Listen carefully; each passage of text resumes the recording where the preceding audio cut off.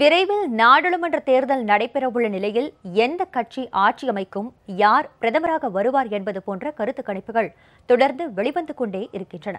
ஆனால் அவை உண்மையானவை கருத்து கணிப்பா அல்லது அவை கருத்து திணிப்பா? அது பற்றிய ஒரு செய்தி தொகுப்பு.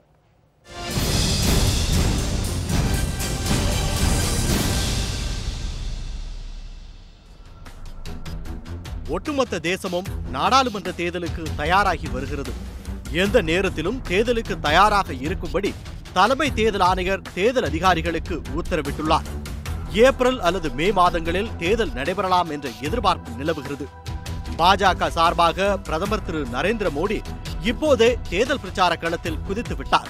ராகுலின் தலைமையில் காங்கிரஸ் கட்சி முதல் முறையாக நாடாளுமன்ற தேர்தலை சந்திக்கிறது.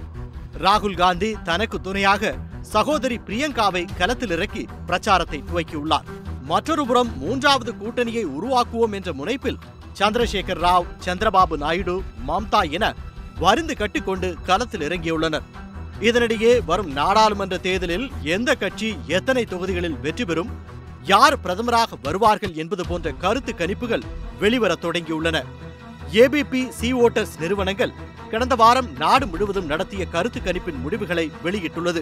அதில் பாஜக தலைமையிலான தேசிய ஜனநாயக கூட்டணி ஆட்சி அமைக்க தேவையான பெரும்பான்மை தொகுதிகளை பிடிக்க முடியாது என்றும், அந்த கூட்டணியால் வெறும் 233 இடங்களில் மட்டுமே வெற்றி பெற முடியும் என்றும் தெரிவிக்கப்பட்டுள்ளது. அதே நேரம் பாஜக மட்டுமே அதிக இடங்களில் வெற்றி பெற்று தனிப்பெரும் கட்சியாக உருவெடுக்கும் என்றும் சி ஓட்டர்ஸ் கருத்து கணிப்பில் தெரிவிக்கப்பட்டுள்ளது. ஆனால் தேசிய அளவில் கூட்டணிகளே இன்னும் முடிவாகாத போது இந்த கருத்து கணிப்பின் நம்பகத்தன்மை பெரும் கேள்வியை எழுப்பியுள்ளது. கடைசி கட்டத்தில் மாயாவதியும் அகிலேஷ் யாதவும் காங்கிரஸ் பக்கம் சாயலாம் என்று ஒரு எதிர்பார்ப்பு நிலவுகிறது.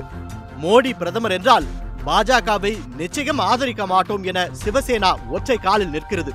அப்படி என்றால் கடைசி நேரத்தில் சிவசேனா பாஜக கூட்டணியிலிருந்தும் வெளியேறலாம். அதனால் பாஜக கூட்டணியின் வாக்கு சதவீதம் குறையலாம்.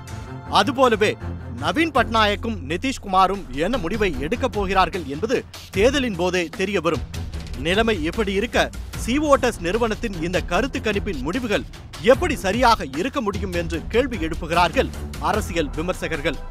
இதேபோல் நியூஸ் நேஷன் என்ற மற்றொரு நிறுவனம் அடுத்து யார் பிரதமராக வர விரும்புகிறார்கள் என டெல்லி மக்களிடம் நடத்திய கருத்து கணிப்பில் 49% மக்கள் மோடியே மீண்டும் பிரதமராக வர வேண்டும் என விரும்புவதாக தெரிவிக்கப்பட்டுள்ளது. 2015 டெல்லி சட்டசபை தேர்தலின் போது பாஜக வெற்றி பெறும் என கருத்து கணிப்புகள் வெளியாகின. டெல்லியில் மொத்தமுள்ள 70 சட்டசபை தொகுதிகளில் 60 ஆம் ஆத்மி அள்ளி சென்றது. கருத்து கணிப்பில் பாதி அளவு கூட உண்மையாகவில்லை.